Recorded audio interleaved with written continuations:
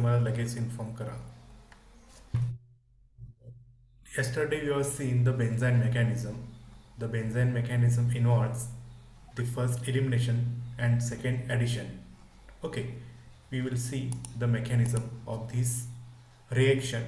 Here is a para position chloro p-chlorotoluene. When reacts with NaOH, then there is a two regioisomer product will be generated or two regioisomer product will be formed. That is, yes, 4 methyl phenol and 3 methyl phenol, that is para isomer and meta isomer. Okay, and if there is an metachlorotoluene, then there is a possibility of 3 regioisomer products, that is O isomer, P isomer and M isomer. जे आपण मागच्या लेक्चरमध्ये बघितलं होतं की बेन्झाईन mechanism कशी होती, म्हणजे SN2 रिएक्शन अरोमॅटिक कंपाऊंडमध्ये कशी होती हे आपण मागच्या लेक्चरमध्ये बघितलं होतं, पण तो जाता जाता थोडीशी गडबड झाली असण्याची शक्यता आहे, म्हणून मी परत थोडासा भाग रिपीट करतोय. ओके, तर इथं तुम्ही केअरफुली ऑब्झर्व करू शकताय. इथं लक्ष ठेवण्याची ही गोष्ट आहे. सगळ्यात महत्त्वाची म्हणजे काय की इथं तुम्ही लक्ष देऊ शकताय, हा मिथिल ग्रुप आणि हा क्लोरीन ग्रुप बेन्झीनच्या कोणत्या पोझिशनला आहेत? दोन्ही पॅरा पोझिशनला आहेत. जेव्हा पॅरा आयसोमर असतो तेव्हा बेन्झाईन मेकॅनिझममधली जी रिएक्शन कंप्लीट होती तेव्हा मिळणारे प्रोडक्ट कसे असतात? दोन प्रोडक्ट असतात, दोन आयसोमर्स असतात. एक म्हणजे पॅरा आणि दुसरा म्हणजे मेटा, पी आणि एम. आणि हे जर समजा दोन ग्रुप्स जर मेटा पोझिशनला असतील, क्लोरीन आणि मिथिल ग्रुप कसे मेटा पोझिशनला आहेत, जेव्हा यांची रिएक्शन होईल इथं मिळणारे प्रोडक्ट कसे असतात? तीन असतात. तीन प्रोडक्ट मिळतात. एक म्हणजे आर्थो, एक म्हणजे पॅरा आणि एक म्हणजे मेटा. हे कसे तीन प्रोडक्ट मिळतात किंवा पॅरा पोझिशनला असताना कसे दोन मिळतात ह्याची आपण डिटेल मेकॅनिझम काल बघितलं होतो. आज पुन्हा आपण एकदा बघणार आहोत. ओके, तर बघूया. सगळ्यात पहिल्यांदा पॅरा आयसोमर असताना कशी होती. जेव्हा पॅरा आयसोमर असेल तेव्हा इथे एक हायड्रोजन आहे आणि इथे एक हायड्रोजन आहे. तुम्ही लक्ष द्या, इथे एक हायड्रोजन आहे. हे दोन्ही हायड्रोजन स्टिरियोकेमिस्ट्री जर कम्पेअर केला तर हे दोन्ही हायड्रोजन सेम आहेत. म्हणजे हा क्लोरीनला हा हायड्रोजन ॲटम आर्थो आहे, हा हायड्रोजन ॲटम आर्थो आहे. ओके, किंवा हे हायड्रोजन मिथिलसाठी मेटा पोझिशनला आहे आणि हा हायड्रोजन मिथिलसाठी मेटा पोझिशनला आहे. त्यामुळे हे हायड्रोजन इक्विव्हॅलेंट प्रोटॉन्स आहेत. इक्विव्हॅलेंट म्हणजे सेम प्रोटॉन्स आहेत. ओके, हे हायड्रोजन कसे आहेत? सेम प्रोटॉन्स आहेत. ओके, मग ह्यातला कोणताही हायड्रोजन काढला तरी आपल्याला काही फरक पडत नाही आहे. तेव्हा मी दाखवताना हा हायड्रोजन दाखवतो, तर हा हायड्रोजन ह्या कार्बनवरती ट्रिपल बॉन्ड तयार करेल आणि HCl रिमूव्ह करेल आणि मला पुढचा प्रोडक्ट मिळणार आहे हा बेन्झाईन इंटरमिडिएट. हा एक प्रकारचा इंटरमिडिएट आहे, लक्षात घ्या. ओके, त्याच्यानंतर ह्या बेन्झाईन इंटरमिडिएटवरती तुमचा न्यूक्लिओफाईल ॲडिशन करणार आहे. न्यूक्लिओफाईल म्हणजे निगेटिव्ह चार्ज. हा बेन्झाईन कसा असायला पाहिजे? मग पॉझिटिव्ह चार्ज असायला पाहिजे. कसा असायला पाहिजे? पॉझिटिव्ह चार्ज हा असायला पाहिजे. ओके, आता हा पॉझिटिव्ह चार्ज असायला पाहिजे. ओके, मी बेनच्या मिडलला लिहिलेलं आहे. ह्याच्यावरती अटॅक कोण करणार आहे? तर न्यूक्लिओफाईल अटॅक करणार आहे. कोण आहे न्यूक्लिओफाईल? OH minus. कुठून आला? सोडियम हायड्रॉक्साईड ह्यापैकी Na+OH-. हा OH मायनस कोणत्या पोझिशनला अटॅक करणार आहे? तर इथं अटॅक करण्यासाठी त्याच्याजवळ दोन पोझिशन्स अवेलेबल आहेत. एक ही पॅरा पोझिशन आणि ही मेटा पोझिशन. मग तो दोन्हीकडनं पण अटॅक करेल, त्याची मर्जी OH-ची. त्यामुळे तो जर समजा पॅरा पोझिशनवरती अटॅक केला, यस, पॅरा पोझिशनवरती अटॅक केला, ह्याची मी मेकॅनिझम दाखवतो. हा OH- पॅरा पोझिशनवरती जर अटॅक केला असेल तर निगेटिव्ह चार्ज मेटा पोझिशनला येईल, जे तुम्ही इथं बघू शकताय. निगेटिव्ह चार्ज मेटा पोझिशनला आलेला आहे. किंवा मी क्लिअर करतोय, किंवा जर हा OH- मेटा पोझिशनवरती अटॅक केला तर निगेटिव्ह चार्ज कोणत्या पोझिशनला येणार आहे? पॅरा पोझिशनला येणार आहे. म्हणजे हा अशा पद्धतीनं. ओके, आणि ह्या दोन्ही प्रोडक्टचं पुढं आपण हायड्रोलिसिस केलं. यस, हायड्रोलिसिस म्हणजे वॉटरवरती रिएक्शन केलं तर आपल्याला तिथून हा निगेटिव्ह चार्ज ह्यातला एक एच काढून घेईल आणि आपल्याला मिळेल काय, पॅरा आयसोमर आणि मेटा आयसोमर हे दोन प्रोडक्ट मिळतील. ओके, आता मी पुढच्या स्लाइडमध्ये मेटा आयसोमर असताना काय होतं ते सांगतो तुम्हाला समजावून. ओके, तर इथं आहे मेटा आयसोमर. ओके, आता मेटा आयसोमरमध्ये बघा, हा तुमचा आहे, स्क्रीन दिसते ना? येस, कोणीतरी म्यूट हो काढून सर. बोला. दिसते ना? Okay, thank you. तर इथं आहे मेटा आयसोमर. ओके, आता ह्या मेटा आयसोमरमध्ये जर बघितला तर इथे एक हायड्रोजन आहे जो मी आता ग्रीननं दाखवलेला आहे आणि दुसरा एक हायड्रोजन ज्याला मी आता रेडनं दाखवणार आहे. कारण रेडनं दाखवलेला हायड्रोजन बघा, ह्याच्यावरती हा आर्थो आहे, बरोबर आहे ना? बरोबर आहे, अगदी बरोबर आहे. पण हा हायड्रोजन ह्या मिथिलवरती पॅरा पोझिशनवरती आहे. कसं आहे? Para position. मग अशी कसं होतं, दोन्ही ग्रुपला आर्थो, दोन्ही ग्रुपला मेटा पोझिशनला होता. पण आता कसं आहे, एक आर्थोला आहे, दुसरा पॅराला आहे हायड्रोजन. त्याच्यानंतर आता मी ग्रीनने दाखवतो. तर हा हायड्रोजन क्लोरीनला कसा आहे, आर्थो आहे. क्लोरीनला कसं आहे, आर्थो पोझिशनला आहे. पण मिथिलला सुद्धा कसं आहे, यस, मिथिलला सुद्धा कसं आहे, आर्थो आहे. इथं हा आर्थो आणि हा हायड्रोजन आर्थो होता, म्हणजे हे दोन्ही सेम झाले होते. पण हा हायड्रोजन मिथिलला कसा आहे, प्यारा. आणि त्याच वेळेला हा हायड्रोजन ह्या मिथिलला कसा आहे, आर्थो. त्यामुळे हे दोन हायड्रोजन दिसायला सेम असत असले तर ते नॉन इक्विव्हॅलेंट हायड्रोजन्स आहेत.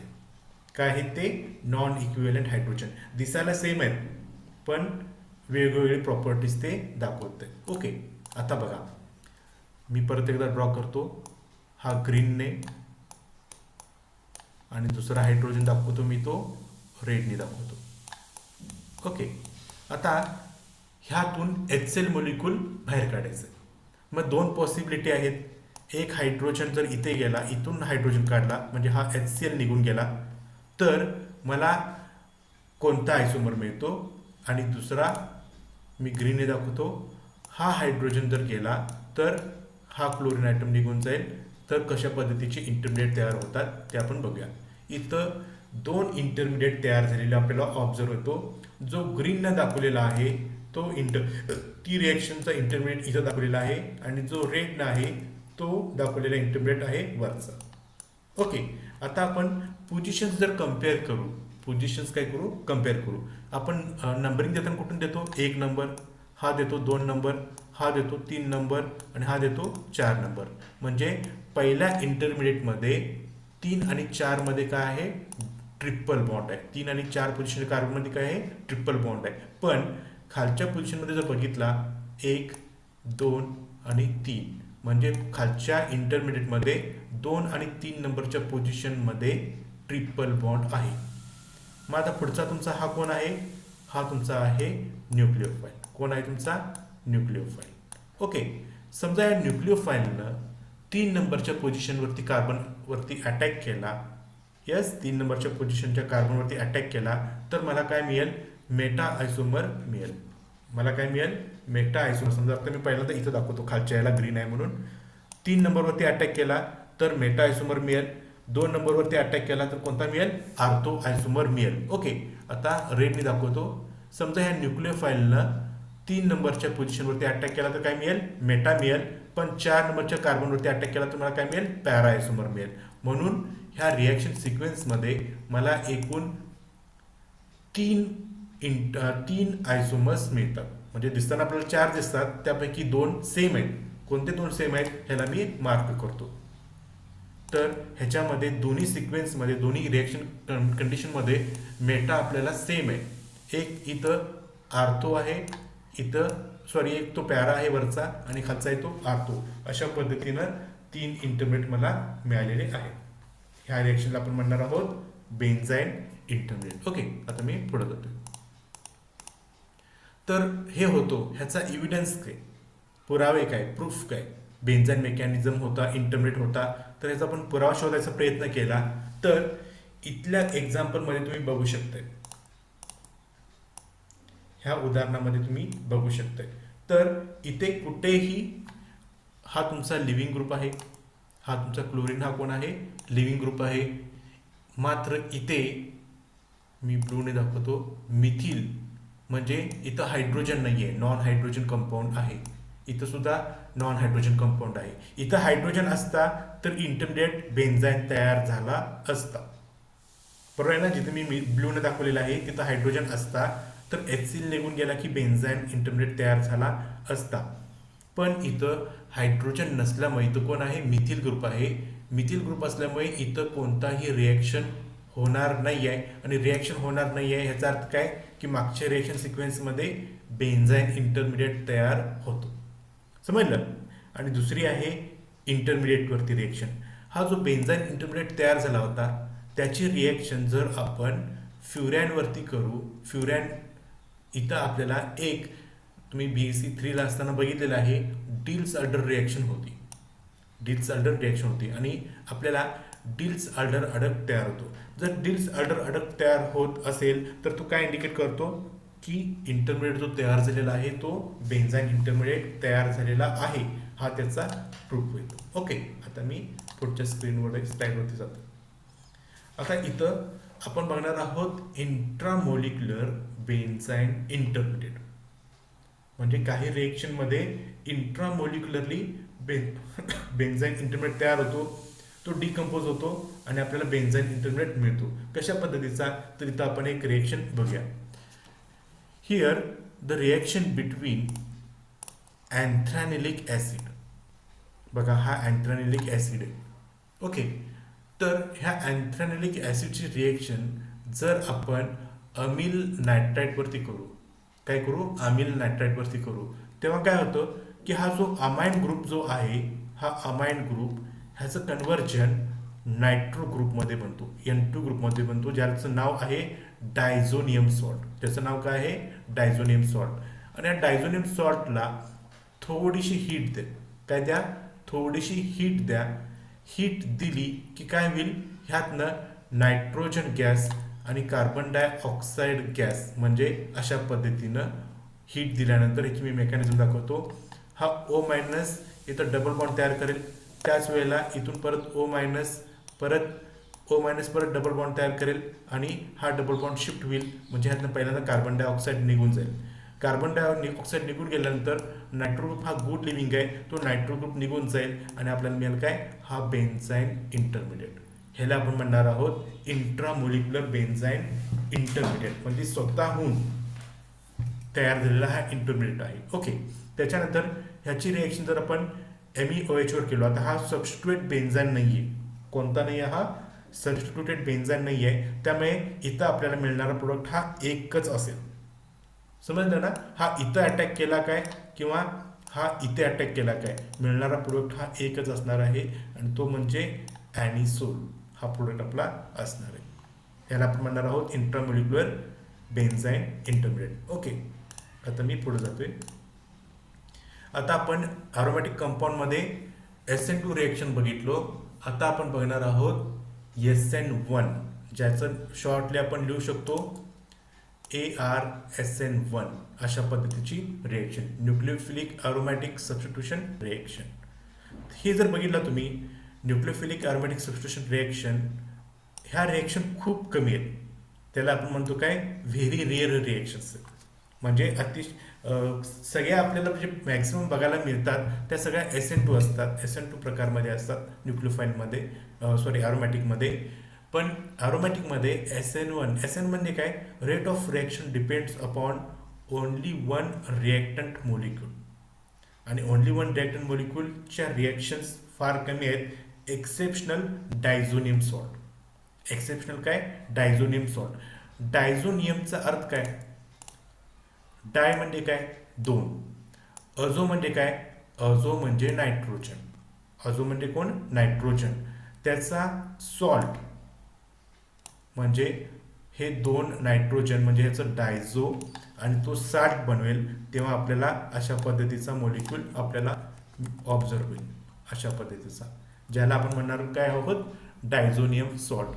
आणि हा डायझोनियम सॉल्ट पैकी जो N2 ग्रुप आहे तो खूप खूप खूप गुड लिव्हिंग आहे. तो कसा आहे? खूप गुड लिव्हिंग आहे. आपल्याला माहिती आहे पृथ्वीच्या वातावरणात 78% नायट्रोजन आहे. नायट्रोजन म्हणजे कोण आहे? तर हा N2 गॅस आहे. जसं ऑक्सिजन आहे, कार्बन डायऑक्साईड आहे, एक्सेट्रा, तसं नायट्रोजन गॅस हा N2 खूप स्टेबल आहे आणि तो पृथ्वीच्या वातावरणात किती आहे? 78% आहे. सिमिलरली हा N2 आपल्याला इझिली निघून जातो, कारण जेव्हा हा N एखाद्या कंपाऊंडवरती बॉन्ड तयार करतो तेव्हा नायट्रोजनवरती चार्ज कोणता येतो? हा पॉझिटिव्ह चार्ज येतो. हा अनस्टेबल असतो आणि त्याला जर स्टेबल व्हायचं असेल तर त्याला नायट्रोजन सोडून जे राहिलेले कोणतेही स्पेसिस असेल, कार्बन, ऑक्सिजन, एक्सेट्रा कोणताही असेल, तर त्याच्यावरचा तो बॉन्ड स्वतःहून ब्रेक करतो.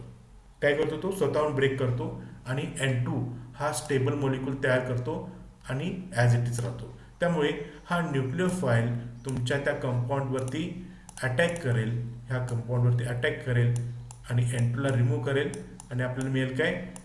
SN1, that is ArSN1 reaction. He basic reaction झाली, जनरल रिएक्शन झाली. आता आपण काही उदाहरणं बघूया. ओके, तर पहिल्यांदा आपण बघूया स्टेप फर्स्ट. स्टेप फर्स्टमध्ये हा N2 ग्रुप स्वतःहून निघून जातो आणि आपल्याला मिळतो काय? अशा पद्धतीचा फिनिल कॅटायन. आणि मी ह्याच्या आधी सांगितलं होतं काय, की SN1 साठी जो तयार होणारा फिनिल कॅटायन आहे तो हायली अनस्टेबल असतो. हायली काय असतो? अनस्टेबल असतो. बरोबर आहे ना? मी ह्याच्या आधी पण सांगितले टॉपिक सुरू होत असताना, हा मोलिक्यूल कसा असतो? हायली अनस्टेबल असतो, डिफिकल्ट टू प्रिपेअर. ह्याला बनवणं खूप कठीण काम असतं. पण जेव्हा हा नायट्रोजन स्वतःहून निघून जातो तेव्हा मात्र ह्याच्याकडे कोणताही ऑप्शन राहत नाही हे बनण्यापासून. कारण हा जो N2 ग्रुप आहे तो कसा आहे? Very much very much very much stable compound. त्यामुळे त्याच्याकडे चॉईस एकच की हा पॉझिटिव्ह चार्ज मोलिक्यूल तयार करणं. आणि मग दुसरी रिॲक्शन कोण आजवर? फायनली स्टेप 2 मध्ये हा न्यूक्लिओफाईल ह्या कार्बनवरती अटॅक करेल आणि आपल्याला मिळेल काय? Substituted product. आपल्याला काय मिळेल मग? सबस्टिट्यूटेड प्रोडक्ट हा आपल्याला ऑब्झर्व. ओके, ह्याला मी क्लिअर करतोय, पुढे जातोय. आता इथं आपण बघणार आहोत nucleophilic aromatic substitution reaction, that is SN1. The very first example is डायझो coupling. आता ही कपलिंग रिॲक्शन तुम्ही फार जण म्हणजे बरेच वेळेला तुम्ही केलेला आहात, पण तुम्हाला आता आठवते की नाही मला माहीत नाही. तुम्ही बेसची फंक्शनल ग्रुपची टेस्ट करताय, आठवतं का बघा? Primary group, second group, tertiary group हे चेक करण्यासाठी तुम्ही करताय. तर त्याच्यामध्ये जो ऑरेंज कलरचा प्रोडक्ट येतो तो प्रोडक्ट म्हणजे कोण आहे? तर तो आहे डायझो कंपाऊंड. हे तुम्ही रिएक्शन प्रत्येक जण टेस्ट ट्यूबमध्ये करताय, पण तुम्हाला आता कदाचित आठवणार नाहीये. मी जसं सांगेल तसं लक्षात येत जाईल. ओके, तर काय असते बघा reaction? In azo coupling is an organic reaction between diazonium compound and another aromatic compound. Azo coupling म्हणजे काय? डायझोनियम कंपाऊंड आणि ऑर्गॅनिक कंपाऊंड ह्या दोघांच्या मध्ये कपल केलं जातं. That produces azo compound. In this electrophilic aromatic substitution reaction, the aryl diazonium cation is electrophile and activated aryl is an nucleophile. जो तुमचा बेन्झीन कंपाऊंड असतो तो असतो न्यूक्लिओफाईल म्हणून ऍक्ट होतो आणि जिथं तुमचा डायझो कंपाऊंड आहे तो असणार आहे इलेक्ट्रोफाईल म्हणून ऍक्ट होतो. ओके, तर डायझोनियम कंपाऊंड करण्यासाठी आपल्याला रिक्वायरमेंट काय काय आहे बघा. The process of conversion of primary aromatic amine into its diazonium salt. This step is called as डायझोटायझेशन. डायझोटायझेशन म्हणजे काय? जो तुमचा प्रायमरी अमाइन आहे त्या प्रायमरी अमाइनचं कन्वर्जन तुम्ही कशामध्ये करायचं आहे? Diazonium salt. मग डायझोनियम सॉल्ट कशी तयार करायचे असतात त्याची प्रोसिजर मी पुढच्या पार्टमध्ये सांगणार आहोत. पण थोडंसं फ्लॅशबॅकमध्ये जावं आणि तुम्हाला मी प्रॅक्टिकल घेत असताना सांगितलं होतं डायझोनियम सॉल्ट कशी बनवायचे, कशी करायचे. समजा तुम्हाला बेस आहे, बेस आल्यानंतर तुम्हाला मी डिटर्मिनेशन ऑफ फंक्शनल ग्रुपमध्ये टेस्ट करायला सांगतो. त्यामध्ये टेस्ट कशा असतील लक्षात येते का बघा. तुमचा कंपाऊंड जो बेसिक कंपाऊंड आहे तो बेसिक कंपाऊंड त्याच्यामध्ये आपण थोडंसं कॉन्सन्ट्रेटेड HCl टाकतो. ओके, हे एका टेस्ट ट्यूबमध्ये बर्फामध्ये ठेवून देतो. दुसऱ्या टेस्ट ट्यूबमध्ये आपण काय घेतो? सॉलिड NaNO2 घेतो आणि ते त्याच्यामध्ये पाणी ॲड करतो, म्हणजे NaNO2चं सोल्युशन तयार करतो. आणि हे NaNO2चं सोल्युशन तुमचा जो बेस आहे त्याच्यामध्ये तुम्ही ॲड करताय. चांगले स्ट्रॉंग इफर्वर्सन्स दिसतात बघा. आणि ही सुद्धा टेस्ट तुम्ही काय करताय, बर्फातच ठेवून देताय. बर्फ म्हणजे टेम्परेचर 0 ते 5 डिग्री. ओके, कारण रूम टेम्परेचरला हा कंपाऊंड अनस्टेबल असतो म्हणून. ओके, तर पुढे बघा, इथं झालं आपलं डायझोटायझेशनची स्टेप झाली. ओके, डायझोनियम कंपाऊंड और diazonium salts are a group of organic compound sharing a common functional group R bond N2X. हा जो ग्रुप आहे हे तुम्ही बनवलेला आहे. कसं बनवला होता, तुमचा आर बॉन्ड NH2 म्हणजे बेस तुमचा, त्या बेसची रिएक्शन तुम्ही NaNO2 सोल्युशनवरती करताय आणि त्यामध्ये ऑलरेडी आपण HCl पहिल्या स्टेपमध्ये घातलेला असतो. त्यामुळे आपल्याला काय मिळतो, R bond N2 plus X minus. HCl घेतला होता म्हणून तिथं Cl मायनस असेल एक्सच्या ठिकाणी. Where R is an inorganic group, alkyl or aryl group. X is an inorganic or organic anion such as halogen. Generally हा क्लोरीन ब्रोमिन काय असेल तो त्यापैकी एखादा असतो. ओके, तर ही आहे फायनली रिएक्शन सिक्वेन्स प्रिपरेशन. इथं तुम्ही बघू शकताय, the process of forming diazonium compound called diazotisation. The reaction was first reported by Peter Griess in 1858. 1858 पासून आपण आजपर्यंत 2022 पर्यंत करत आहोत आणि इथून पुढे ती करणार आहोत. Most commonly diazonium salt prepared bye treatment of aromatic amines with nitrous acid and additional acid. HNO2 हा आहे नायट्रस ॲसिड. हा नायट्रस ॲसिड आपण कशी तयार करतो, NaNO2 ह्याची जी रिएक्शन पाण्यावरती करतो तेव्हा हा नायट्रस ॲसिड तयार होतो. हा नायट्रस ॲसिड तुमच्या बेसवरती आणि तुमच्या ॲसिड हॅलाइडवरती जेव्हा रिॲक्ट होईल तेव्हा आपल्याला मिळेल डायझोनियम सॉल्ट. आणि ह्या रिएक्शनला आपण म्हणणार आहोत काय, डायझोटायझेशन. ओके, आता पुढे बघा आपली रिएक्शन सिक्वेन्स काय होती. हा आहे आपलं डायझोनियम सॉल्ट डायझोटायझेशन. ह्या डायझोटायझेशनची रिएक्शन कुणावरतीही करा.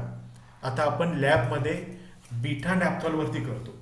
काय करतो, बीटा नॅप्थॉलवरती करतो तर आपल्याला ऑरेंज कलरचा कंपाऊंड मिळतो. पण ह्या रिएक्शन सिक्वेन्समध्ये आपण केलेला आहे sulphur dioxide in presence of cuprous chloride. तर आपल्याला एक सल्फर कपल झालेला कंपाऊंड मिळालेला आहे अशा पद्धतीनं. ओके, तर इथं कार्बन आणि सल्फर ह्या दोघांच्या मध्ये बॉन्ड तयार होऊन सल्फर कंपाऊंडवरती कपल झालेला प्रोडक्ट मिळालेला आहे. ओके, आता ह्याच्यामध्ये परत 2 प्रकारचे कपलिंग रिएक्शन्स आहेत. 2 वेगवेगळ्या प्रकारचे कपलिंग रिएक्शन आहेत. आता इथं आपण बघतोय एक्झाम्पल्स ऑफ अझो सी कपलिंग रिएक्शन. अझो म्हणजे काय, तुमचा अझो म्हणजे हा कंपाऊंड, अझो म्हणजे तुमचा हा कंपाऊंड. आणि सी म्हणजे कोणता कंपाऊंड, सी म्हणजे तुमचा हा इथला कार्बन ॲटम. आता इथं घेताना उदाहरण कोणतं घेतलंय, फिनॉल घेतलंय. आपण लॅबमध्ये घेताना काय घेतोय, बीटा नॅप्थॉल किंवा अल्फा नॅप्थॉल कोणताही घेतलं तरी पण चालेल. फिनॉल आपण आपल्या लॅबमध्ये घेऊ शकत नाही कारण की आपल्याला फिनॉल लॅबमध्ये आपल्या अवेलेबल नाही आहे. म्हणून फिनॉल घेतलं तर आपल्याला येलो ऑरेंज कलरचा कंपाऊंड मिळू शकतो. आणि जर बीटा नॅप्थॉल घेतला तर आपल्याला ऑरेंज कलरचा कंपाऊंड मिळू शकतो. ओके, तर बघा ह्याच्यामध्ये ह्याची मेकॅनिझम लिहिलेली आहेच त्यामुळे इतकं काय डोकं वापरावं लागत नाही ह्याच्यामध्ये. हा ऑक्सिजनची लोन पेअर्स इथे डबल बॉन्ड तयार करेल, पॅरा पोझिशनला ॲक्टिवेट करेल. पॅरा पोझिशन ह्या नायट्रोजनवरती अटॅक करून हा नायट्रोजनवरचा पॉझिटिव्ह चार्ज बॅलन्स करेल. आणि फायनली हा जो Cl मायनस आहे हा Cl मायनस हा हायड्रोजन अबस्ट्रॅक्ट करेल आणि परत पॉझिटिव्ह चार्ज ऑक्सिजनचा बॅलन्स करेल. आणि आपल्याला हा एक डाय म्हणजे माहिती आहे ना, एखाद्या कंपाऊंडला कलर करण्यासाठी वापरला जातो अशा पद्धतीचा डाय तयार होतो. आपण लॅबमध्ये ऑरेंज डाय बनवलेला आहे प्रत्येक प्रायमरी अमाइनसाठी. ओके, इथं सुद्धा तसंच आहे. हा अमाइन आहे त्याचं आपण डायझोटायझेशन केलेलं आहे. डायझोटायझेशनची रिएक्शन आपण फिनॉलवरती केलेली आहे. इथं फिनॉलच्या ठिकाणी म्हणजे हा कोण आहे, इलेक्ट्रॉन रिच अरोमॅटिक कंपाऊंड. हा कोण आहे, इलेक्ट्रॉन रिच अरोमॅटिक कंपाऊंड. इथं तुम्ही फिनॉल घ्या किंवा अल्फा नॅप्थॉल घ्या किंवा बीटा नॅप्थॉल घ्या, कोणताही घ्या, आपल्याला प्रोडक्ट अशा पद्धतीचा मिळू शकतो. इथं आपल्याला काय केलेलं आहे, अझो म्हणजे 2 नायट्रोजन आणि कार्बन ह्या दोघांच्या मध्ये कपल केलेला आहे. ओके, आता मी पुढे जातोय. इथं अजून एक उदाहरण आहे जे मगाची सिक्वेन्स आहे किंवा आपण हे आपल्या लॅबमध्ये सुद्धा करतो. ओके, कोणती रिएक्शन आहे तर बघा, हा आहे आपला अनिलीन. कोण आहे हा, अनिलीन. अनिलीनची रिएक्शन आपण सगळ्यात पहिल्यांदा HCl घालतो. त्याच्यानंतर मी मगाशी म्हटलं तसं NaNO2 सोडियम नायट्रेटचं सोल्युशन तयार करतो. जेव्हा आपण हे दोन ॲड करतो 0 to 5 टेम्परेचरला, तेव्हा ह्यातनं पाणी आणि मीठ निघून जातात, म्हणजे निघतात त्यातून, आणि हा तुमचा डायझो कंपाऊंड तयार होतो. ह्या स्टेपला आपण म्हणणार आहोत डायझोटायझेशन. आणि इथं आहे आपला कोणता अल्फा नॅप्थॉल आहे. आपण लॅबमध्ये घेताना काय घेतोय बीटा नॅप्थॉल. कोणताही घ्या, अल्फा घ्या किंवा बीटा घ्या, काही फरक पडत नाही. वेगवेगळ्या प्रकारचे प्रोडक्ट्स आपल्याला इथं ऑब्झर्व होतात. आणि इथे नायट्रोजन आणि कार्बन म्हणजे तुमचा हा डायझो आणि हा कार्बन ज्याला मी दाखवलेला आहे ते कपल झालेले आहेत आणि आपल्याला हा प्रोडक्ट मिळतो. ओके, आता आपण पुढच्या स्लाइडमध्ये जाऊया. सिमिलरली मी म्हटलेलं आहे बघा, इथं बीटा नॅप्थॉल घेतलं. बीटा नॅप्थॉल म्हणजे काय, फक्त ह्या OH कार्बनला OH ग्रुप, इथे हायड्रोजन ग्रुप. ओके, हा झाला तुमचा बीटा. सिमिलरली हाच प्रोडक्ट मिळतो.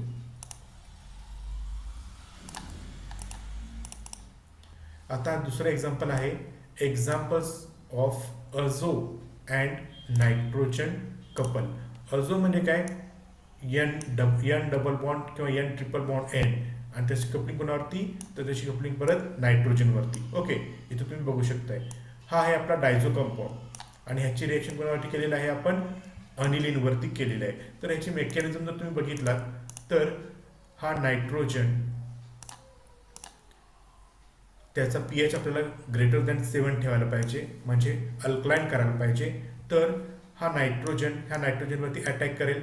ओके, आणि ह्याला आपल्याला काय करेल, बॅलन्स करेल, आणि आपल्याला अशा पद्धतीचा मॉलिक्यूल ऑब्झर्व होईल. अशा पद्धतीचा मॉलिक्यूल ऑब्झर्व होईल. अजून एक खाली रिएक्शन दिलेला आहे, हा आहे पिपिरिडिन हा आहे मॉलिक्यूल. हा सुद्धा सिमिलरली नायट्रोजन ह्या नायट्रोजनवरती अटॅक करेल आणि आपल्याला बॅलन्स करेल, आणि आपल्याला नायट्रोजन आणि अझो ह्या दोघांच्या मध्ये कपल झालेला ऑब्झर्व होईल. दिस इज अझो कपलिंग. तुम्हाला मगाशी म्हटल्याप्रमाणे हे खूप रेअर आहे रिएक्शन्स, फक्त त्याच्यामध्ये दुसरे कोणतेही ऑप्शन नाहीत. आता आपल्याला फक्त आहे N2 ग्रुप असायला पाहिजे. ओके, इथं आपला हा पार्ट युनिट 2 संपतो. वॉन रिस्टर रिअरेंजमेंट मी ऑलरेडी तुम्हाला पार्ट बी मध्ये शिकवलेली आहे, पण ती माझ्या नियमानुसार किंवा थेरॉटिकली शिवाजी युनिव्हर्सिटीच्या चुकीमुळे ती आहे इलेक्ट्रोफिलिकमध्ये, पण वॉन रिस्टर ही न्यूक्लियोफिलिक रिएक्शन आहे. ती इथं असायला पाहिजे होती, पण ती पार्ट बी मध्ये आहे, पण आपण तिथं ऑलरेडी शिकलेलो आहोत. ह्याच्या व्यतिरिक्त तुम्हाला अजून एक 2-3 रिएक्शन मी सुचवतो जे तुम्ही सेटनेट एक्झाम किंवा कॉम्पिटेटिव्ह एक्झामसाठी तयारी करायला तुम्हाला असायला पाहिजे. स्माइल्स रिअरेंजमेंट किंवा सोमलेट हाउसर रिअरेंजमेंट हे तुम्ही तुमच्या नोट्समध्ये फाइंड आउट करून लिहून ठेवा. ओके, इथं आपला हा टॉपिक युनिट 2 कम्प्लिटली संपतो. ओके, इथं युनिट 2 आपल्याला हा कम्प्लिटली संपतो. माझी अशी इच्छा होती की आज स्टिरियोकेमिस्ट्री सुरू करायचा 1-अर्धा तास, पण थोडीशी मला आज जर खोकला सर्दीसारखा त्रास सुरू झाला आहे, त्यामुळे मी असं ठरवते की आज आपण इथंच थांबावे. सोमवारपासून परत म्हणजे उद्यापासून परत स्टिरियोकेमिस्ट्री आपण सुरुवात करूया. ठीक आहे, इथं आपला हा टॉपिक संपतो. ह्याच्या नोट्स मी सेंड करतो, त्या लिहून काढा. ओके.